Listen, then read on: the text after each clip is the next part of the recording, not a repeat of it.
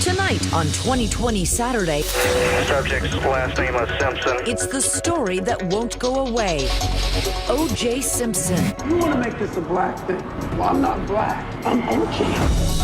On the 20th anniversary of his civil verdict, an award-winning TV series. Thank you. And now an epic ESPN documentary, nominated for Oscar Gold. All the real players then and now. So I'm sorry. I'm sorry for all of it. The celebrity criminal, the cop who found the infamous glove, Simpson came back from Chicago and they handcuffed him. You ugly murderer! and the woman who prosecuted O.J. What was remarkable about him was his ability to turn on the charisma. He knew when the camera was on him. O.J. didn't testify then, but tonight he will. I hope you got it. I do. The deposition tapes from his civil case. Deposition of Orenthal James Simpson. For years, they were stored under lock and key. Hit her with your fist. Tonight, the stories those rare tapes will tell. What'd you do to her? I wrestled her. O.J. under oath and exposed. Why don't you ask me? I just did. Where were Why you? don't you ask me? His arrogance. I just strutted in, making jokes. Jokes? What's that? At a deposition about a double murder? And a father hell-bent on getting justice for his son. What do you think people will think watching those tapes? The real him is a violent, lying, narcissistic monster, and everybody should see them. And now they will. The O.J. Simpson tapes. Good evening, I'm Elizabeth Vargas, and welcome to 2020 Saturday. Tonight, O.J. Simpson sits behind bars in a Nevada prison, eligible for parole next October. But he is far from forgotten with the 20th anniversary of his civil verdict just this month. His so-called trial of the century is now sparking a tough new conversation about race and America today. Has it changed since his trials? And will the deposition tapes I was shown and that you're about to see change the way you now view O.J. Simpson? We start tonight with something no one can forget, the most infamous car chase in recent history. Attention all units and stations. Attempt to locate 187 suspect. June 17th, 1994. Plate 3 Delta Hotel unit. Subject's last name is Simpson. It's 7 p.m. on Friday night. At this moment, a car chase is going on. We now go to a special report. I'm Peter Jennings at ABC News headquarters. Let's immediately go to a picture in Los Angeles. We're interrupting 2020. And every single television network We are looking at pictures of Al Cowling's cars. is fixated on a single image. Down there on the ground is a white Ford Bronco.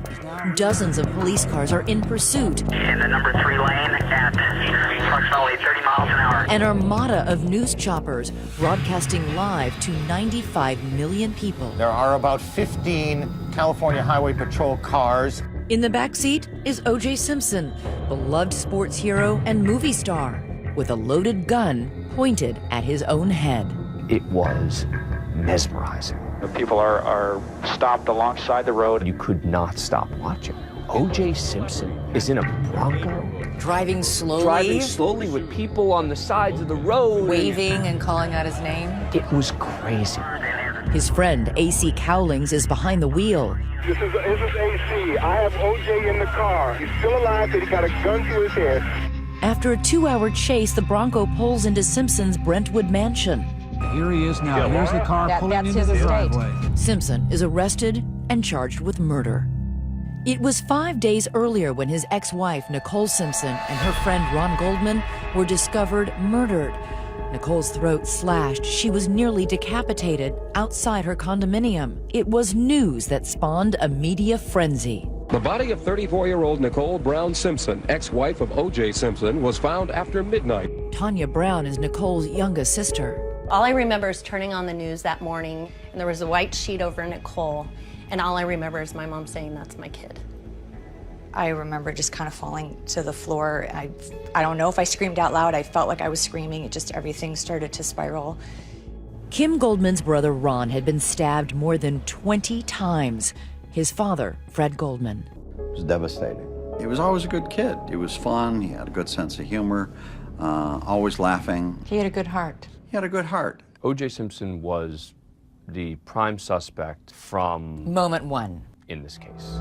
As police gather evidence, things are looking bad for O.J. Simpson, and he knows it.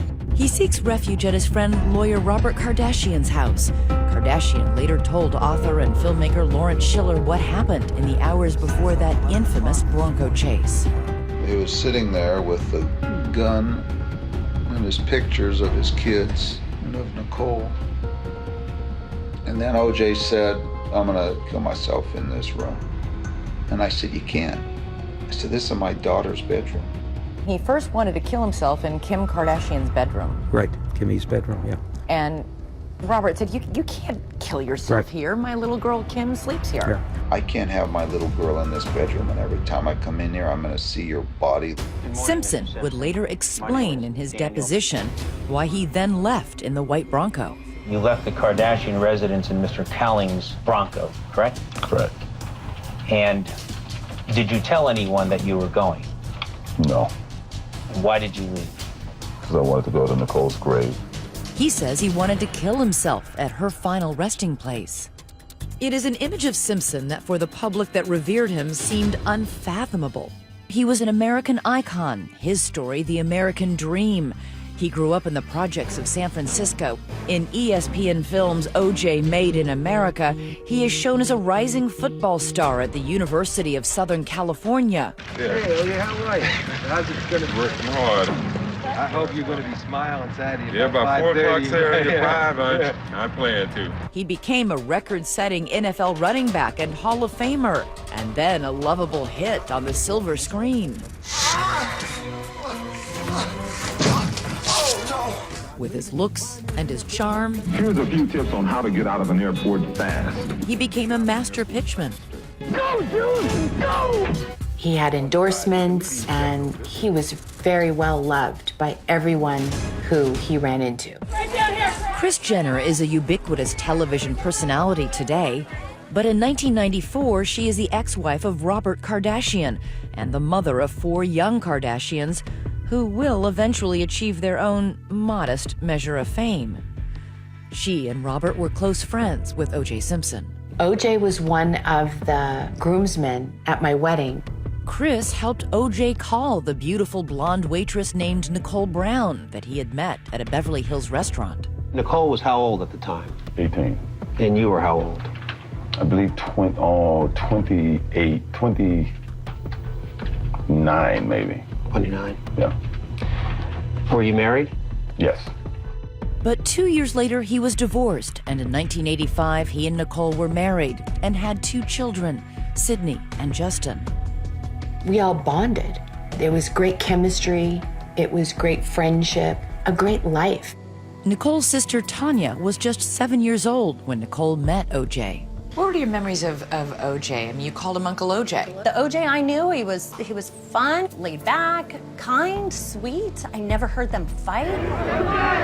But there were secrets behind the red carpet smiles. By 1992, they are divorced. And by 1995, the O.J. known for his charm was in a courtroom charged with murder.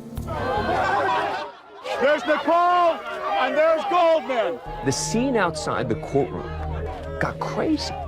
Every day, Look, here it is. there were people hawking items to buy.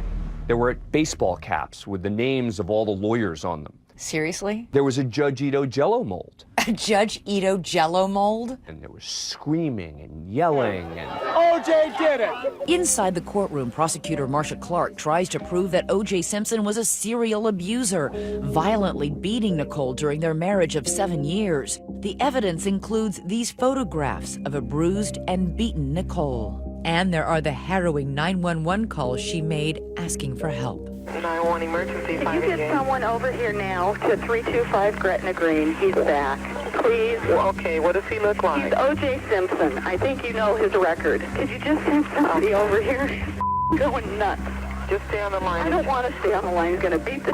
Wait a minute, wait. Her voice pleading for somebody to come to her house, that was so shocking to me because I had never heard that before. Lost in all the attention paid to the Simpsons' turbulent marriage is the other murder victim. He was always referred to as the other victim, and that really drove me bananas. And I remember watching the television always yelling, his name is Ron, he's got a name. He had a name and a job at the restaurant at which Nicole had dinner with her family the night of the murders. Ron was returning a pair of glasses that had been left behind to Nicole's house. His father believes he arrived just at the time Nicole was under attack. He could have run but away. He didn't. It wouldn't have been who Ron was. He wouldn't have run away. He would have wanted to help. The Goldmans are convinced the case against O.J. Simpson is a slam dunk. In addition to the history of domestic abuse, there is an avalanche of forensic evidence connecting Simpson to the crime scene. A suspicious cut on his left hand, his blood, his hair, clothing fibers, and DNA are all at the murder scene, along with a size 12 shoe print, O.J. size. And in his Bronco, blood consistent with Ron and Nicole's blood. And in his bedroom, a pair of socks with Nicole's blood. And the results of the analysis of that blood confirms Orenthal James Simpson took her very life. Every piece of evidence pointed to O.J. Orenthal James Simpson not guilty of the crime of murder. Next, what no one knew about how O.J. beat the odds and the rap to stay out of prison. Yes! Yes! I couldn't believe it. And later, O.J. under attack. You see those bruises on her face? No. You don't see anything? No. I mean, I see this eye thing. You don't think this picture reflects any bruising or injuries or marks on Nicole's face? Stay with us.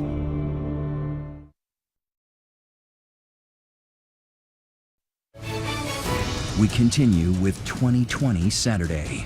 Once again, Elizabeth Vargas. Ladies and gentlemen of the jury, this is going to be a long trial, as you can In tell. what's been called the trial of the century, O.J. Simpson seemed to face an unsurmountable battle. I've never seen so much evidence against someone in a case that's gone to trial as there was against O.J. Simpson, ever. Enter the so-called Dream Team, Simpson's all-star defense. That'll be interesting, I think. Including Johnny Cochran, Robert Shapiro, F. Lee Bailey, Alan Dershowitz, and of course his most trusted ally, Robert Kardashian. They shift the focus to the Los Angeles Police Department. The strategy? Mark Furman? Accuse the police of framing Simpson, mishandling, even planting evidence. Detective Furman, did you plant or manufacture any evidence in this case? Have you ever falsified a police report? Was the testimony that you gave truthful? It is an argument that resonates with the mostly black jury, especially the explosive audio of lead detective Mark Furman spouting racist slurs like this. First thing, anything out of his mouth for the first 5 or 6 sentences is a lie. The defense, in essence, put bad policemen, racist policemen, on trial. They put the whole police department on trial. The ESPN Films documentary, O.J. Made in America, details another tactic the Dream Team used when the jury toured Simpson's estate.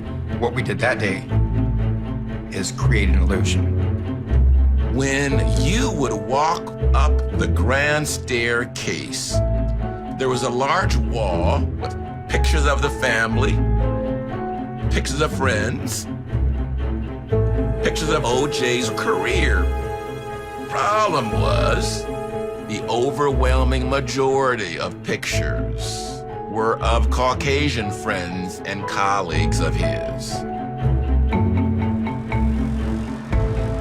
We had an African-American jury, and we wanted to make sure that the home setting would reflect the themes that we wanted to reflect. We took all of his white friends down, put all of his black people up, pictures he probably had never seen before. Oh, you have got to be kidding me. It's night and day. This was an African-American man's house who had no associations with any white guys whatsoever. Marcia saw the wall, and she said, "Carl, you know damn well he has never had this many black people on his wall in his entire life." I said, "Marcia, what are you talking about? How dare you accuse us of such things?" I was miserable. I was angry. That is very dirty pool. If we had had a Latin jury, we would have had a picture of him in a sombrero. There would have been a mariachi band out front. Mr. Darden? But perhaps the defense's biggest win is the prosecution's biggest blunder. They ask him to try on the bloody glove found at the scene of the crime. Nearly everyone knows what happens next. Having a problem placing the glove on his hand. What were you thinking as you watched this spectacle? I think the word spectacle is perfect. He had latex gloves on. He was trying on a glove that had been soaked in blood. So, of course, he couldn't get it on. That bloody glove becomes a rhyming rallying cry for the defense. If it doesn't fit, you must acquit. With those iconic words ringing in their ears, the jury makes its decision after nearly 9 months of testimony and not even 4 hours of deliberation. On this shift, we'll take you right through the verdict. The jury in the O.J. Simpson case has reached a verdict. Mr. Simpson has now come back to the courtroom. We, the jury, in the above entitled action, find the defendant, Orenthal James Simpson, not guilty of the crime of murder in violation of... Tell me about that moment. Shock, disbelief. How could they possibly heard all of that evidence and in a handful of hours said, not guilty? Kim Goldman's sobs fill the courtroom. This is now an indelible image from that time. Yeah, I'm sad for her. I remember that feeling. What was the feeling? Betrayed and just devastated. I just felt like we let my brother down. Kris Jenner, Robert Kardashian's ex-wife, remembers watching his face as the verdict was announced. I think he was shocked. He was definitely stunned.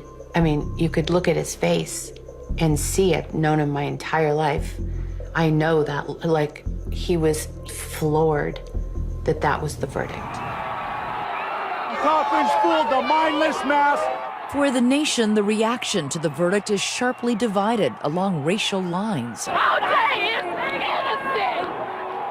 You could see white Americans shocked and in disbelief, contrasted with the jubilation of black Americans celebrating the acquittal of O.J. Simpson. I think a lot of African Americans were focusing less on the evidence against O.J. Simpson and more on the fact that they felt that this case exposed ongoing problems with policing. And as a result, they didn't want these police officers to win. What was it like to see O.J. Simpson walk out of that courtroom a free man? Disgusting. And take a look at this video of an impromptu celebration at Simpson's house. A jubilant Simpson rejoicing at his acquittal. Yes! Here he is hugging best friend and Bronco driver A.C. Cowling. He even mocks live television news reports. Prosecution team, let the killers get away. For Kim Goldman, the sight of O.J. Simpson as a free man is unbearable. One day, she is driving through a parking lot and stops when she sees him. And I sat there and I revved the engine and I white-knuckled the steering wheel and I thought, oh my gosh, nobody's around. I could totally take him out. But instead of vengeance, the Goldman family decides to seek justice again in, of all places, another courtroom. They file a wrongful death lawsuit against Simpson. In a surprise, they lay all their hopes on low-profile 42-year-old Daniel Petrocelli, a business attorney. This was not your area of expertise, wrongful death. I was not a criminal lawyer. This press conference is his first time speaking to reporters ever. We think that when all is said and done... You describe having an anxiety attack. A full-scale anxiety attack. I couldn't swallow. That's when I knew I was in over my head. Before the news cameras, perhaps. You do solemnly swear that the testimony... But when the deposition cameras start rolling... To help you God? I do. Petrocelli is in his natural habitat, locked on his target. Do you recall saying that he would kill Nicole? Finally, O.J. Simpson forced to answer the tough questions. The deposition tapes when we come back. I'm sorry.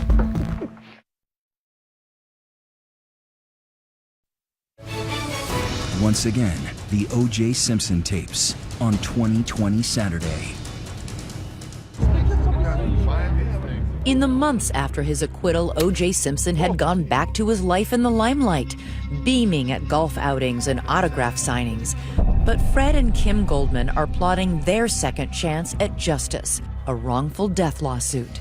For the first time, he has to testify. In the criminal case, you can say, I am not going to testify. In a civil case, you don't have that right. To prepare for O.J.'s appearance on the stand, lawyer Dan Petrocelli will spend 11 days grilling him in a pre-trial deposition with a video camera recording every moment. They are in a tiny windowless conference room. Joining them across the table is Fred Goldman.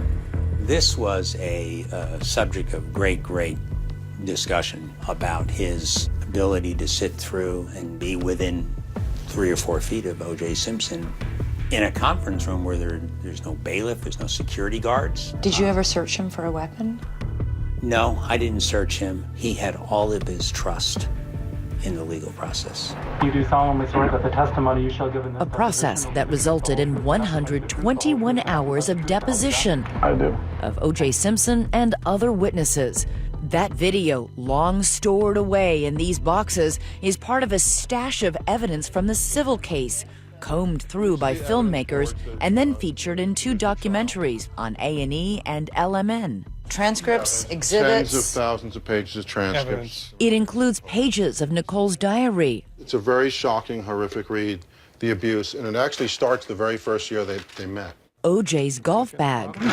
Some size 12 golf shoes that still have the dirt in it from the last golf game. And those tapes. These are just some of the deposition tapes that were recorded on, as you can see, VHS. VHS. Deposition of Orenthal James Simpson. I'm curious what the two of you thought when you first watched this. It was an incredible moment. Good morning, Mr. Simpson. My name is Daniel Petrocelli. I represent Plaintiff Frederick Goldman in this lawsuit against you. Well, when he first walked in, it was, just a frivolous kind of attitude. I just strutted in, making jokes. Jokes? At a deposition about a double Well, murder? he never took any of it seriously. I'm sorry. He put his arms behind his head and leaned way back in the chair. She would say, no, yes, no. And a little while later, he put his head down on the table and you could hear him mumbling his answer. No, maybe, yes. It was just another inconvenience. For Dan Petrocelli, it was ammunition. Oh, yeah. Do you know why the blood on the console of the Bronco is consistent with a mixture of Ron Goldman's and Nicole's blood? No. Do you know why the blood on the socks in your bedroom matched Nicole's blood? No. Your mission during this deposition was to catch him up on every single inconsistency. Because if you can prove he's lying about all these small things, he could also be lying about the one big thing. Exactly. Ask me the question like they asked me, and I'll give you an answer. Where were you between 10 and 11? I don't know if they asked me that question. I was home. Dan didn't take any crap from him. We're here to get you. If they did ask you, what did you say? I don't recall if they asked me, so I don't know what I said. Why don't you ask me? I just did. Where were you? Why don't you ask me? Dan Petrocelli spent days hammering at O.J.'s tumultuous relationship with Nicole, grilling him on the photographs of her bruised and battered face. You caused scars on her face, didn't you? That's incorrect. And you cut her lip, didn't you? That's incorrect. You hit her with your fist and you caused her lip to split open. Is that right? That's incorrect. You see those bruises on her face? No. You don't see anything? No. I mean, I see this eye thing. You don't think this picture reflects any bruising or injuries or marks on Nicole's face? No, I don't. What do you think this reflects? I think it reflects doing a movie that we're doing, and we're doing makeup. Really? That's makeup? She did that? Like, pretend like she's beat up? Really? He said she was wearing makeup for a horror movie that they were. He had so many explanations. What'd you do to her? I wrestled her. What does that mean? That means I had my hands on her, and I was trying to force her out of my bedroom. We wrestled. Eventually, Simpson admits to hurting Nicole, but won't say how. Never struck anyone in their face, correct? Correct. And you never hurt your wife either, correct? No, I hurt my wife, yes. You never struck her with your hands, correct? I never punched her, yes. Did you ever strike her? No. Did you ever hurt her? Yes. Did you ever physically hurt her? Yes. Did you ever bruise her? Yes. Did you ever make her black and blue? I think any marks that's on her, I take full responsibility for. I don't know what else you want me to do. I take total responsibility. Why? For it. Because I shouldn't have handled the situation the way I did. All my life with Nicole, no matter what was going on, I handled it without being physical with her. And that time I got physical with her, and I'm ashamed of it.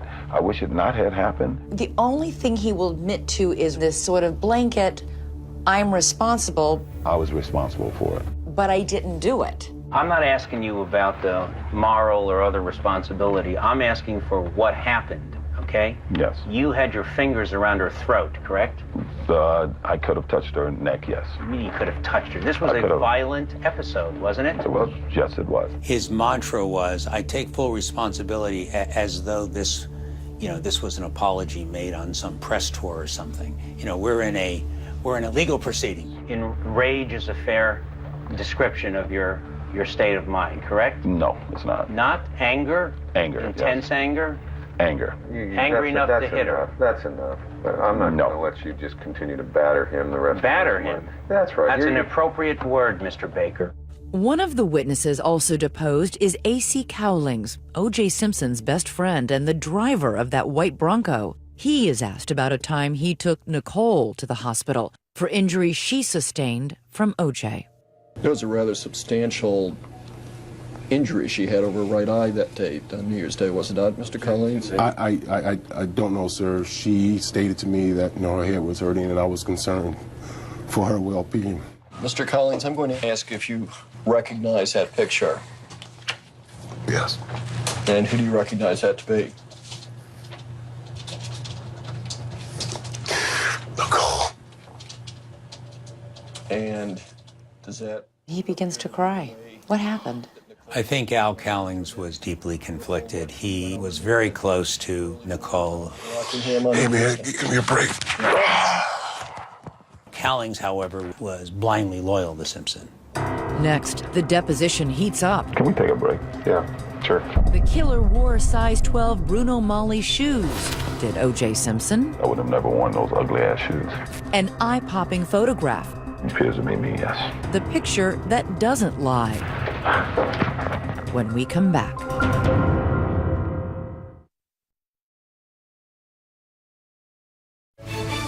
We continue with 2020 Saturday.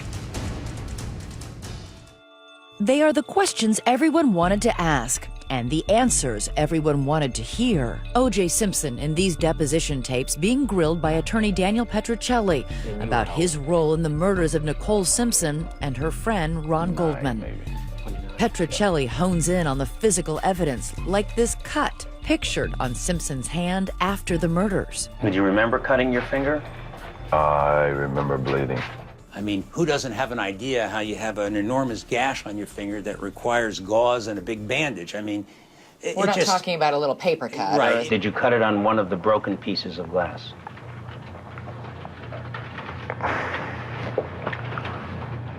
Yeah. On what piece? Can we take a break? Yeah, sure. O.J. finally says, I need a break. What was that like to watch? Was it gratifying? He looked yeah, a of course, little rattled. yeah, it was absolutely gratifying.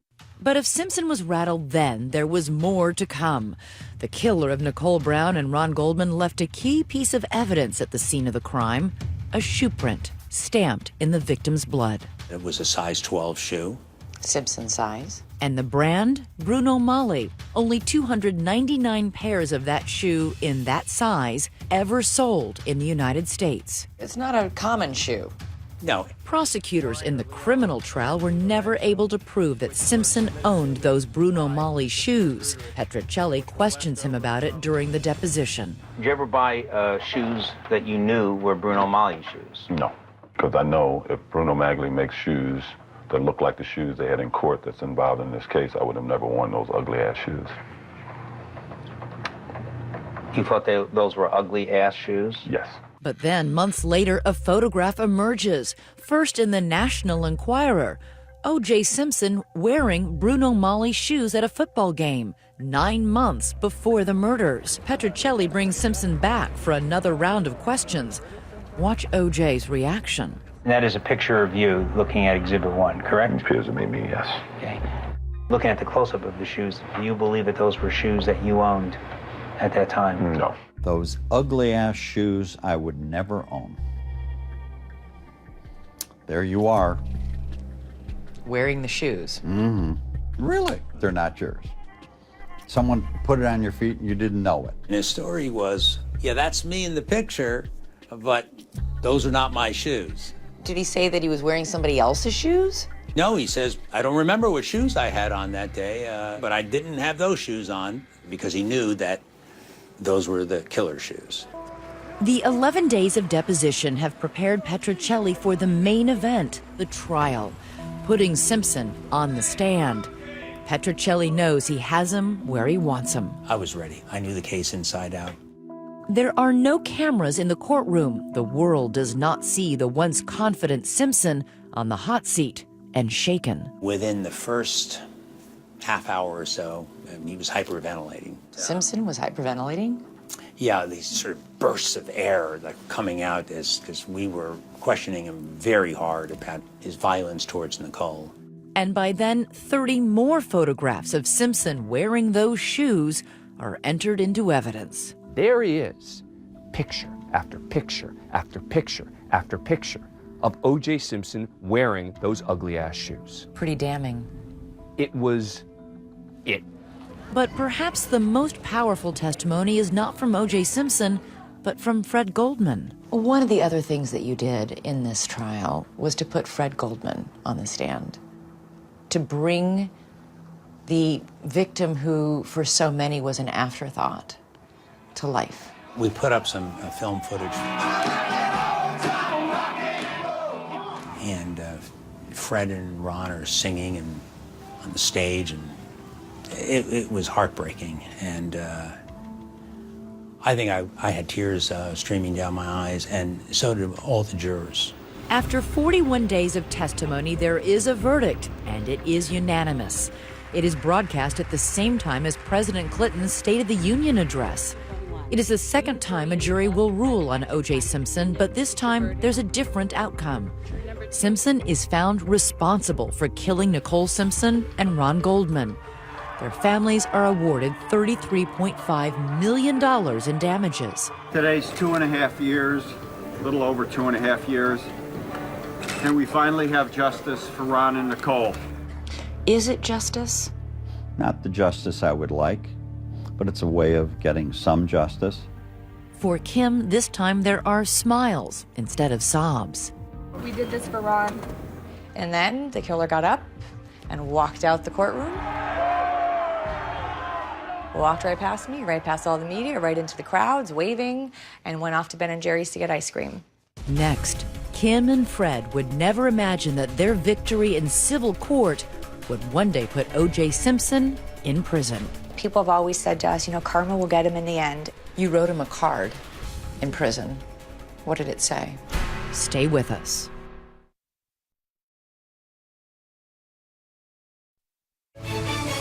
We continue with 2020 Saturday. Once again, Elizabeth Vargas. If the two trials and two very different verdicts didn't destroy the celebrity status O.J. Simpson long enjoyed, the damage was done. The ESPN documentary O.J. Made in America follows his fall from fame to infamy. What type of reaction do you get from people? If you took a walk with me down the street, you'd be amazed. I don't care where I go, white, black, wherever I go, everybody's terrific. That's when I played football, I wore number 32. Precious. Oh my God, it's really O.J. Simpson in our town. He's really here. You didn't ask me my age, I'm gonna tell you. I'm 74 years old, but I want to meet O.J. Ordered to pay the families of Nicole Brown and Ron Goldman millions in damages, the former running back decides instead to hide the ball, or in this case, have friends hide his fortune in memorabilia. I had his collectibles, personal items, Tiffany lamps, but it was scattered, just all over. That desperation to hang on to his trophies leads Simpson into more trouble, this time in Las Vegas 2007, when a run-of-the-mill robbery takes place at this casino. One of the suspects arrested, Orenthal James Simpson. O.J. Simpson is under arrest in Las Vegas in connection with an alleged armed robbery. I can only imagine what you and your dad must have thought when O.J. Simpson was arrested for robbery. Oh my God, we giggled and we laughed so hard. You did? Who would have thunk? You can't write a better story. Yeah, we were just robbed at gunpoint by O.J. Simpson. Can you send police here, please? This is surveillance video of Simpson and a group of his friends. They broke into a hotel room to steal memorabilia that Simpson claimed belonged to him and that Simpson hoped to sell for cash. Cash that Simpson could keep hidden from the Goldmans. You steal my to sell it? Don't let nobody out here. Kim and her father travel to Las Vegas. At long last, they can see their enemy in shackles. I thought I was confronting friends and retrieving my property. I didn't mean to steal anything from anybody, and I didn't know I was doing anything illegal. To see him stand before the judge and plead and to look kind of just disheveled. How had he changed? He looked broken. So I'm sorry. I'm sorry for all of it. 13 years to the day after his famous acquittal of murder, a 61-year-old Simpson was found guilty of robbery and kidnapping. Guilty. Count 2, conspiracy to commit kidnapping. Guilty. He is sentenced to up to 33 years in prison. The judge said Simpson's motive was clear. You didn't want all of those items to fall into the hands of the Goldmans. The Goldmans say they were never after money. They simply wanted punishment. Our effort of constantly going after him maybe pushed him even only this much into committing armed robbery. This much landing him in prison. Ain't that wonderful? Fred Goldman and the verdict you helped win have haunted O.J. Simpson. Justice delayed, but not denied. People have always said to us, karma will get him in the end. You wrote him a card in prison. What did it say? Welcome to your new digs. Signed, the Goldman family. O.J. Simpson is now a pariah. The throngs of supporters he once had have vanished. No justice! But what has not changed is the tension between police and the African-American community. Tension that may have led a mostly black jury to acquit Simpson of murder more than 20 years ago. Protest the police shooting that killed 18-year-old Michael Brown. Cities today still convulse with outrage over alleged police misconduct. Ezra Edelman directed the ESPN documentary about Simpson. Why do you think this story, the O.J. Simpson story, still captures the imagination the way it does? One, it's about everything. I mean, it's about race, it's about celebrity, it's about identity, it's about the media, criminal justice system, domestic abuse. Have we heard the end of O.J. Simpson? I doubt it. I doubt it. I wouldn't be surprised if he got out of jail, and, I'm sure there'll be more chapters. Time has not lessened the loss for those who loved Ron and Nicole. Today, Kim Goldman is raising a son born a decade after the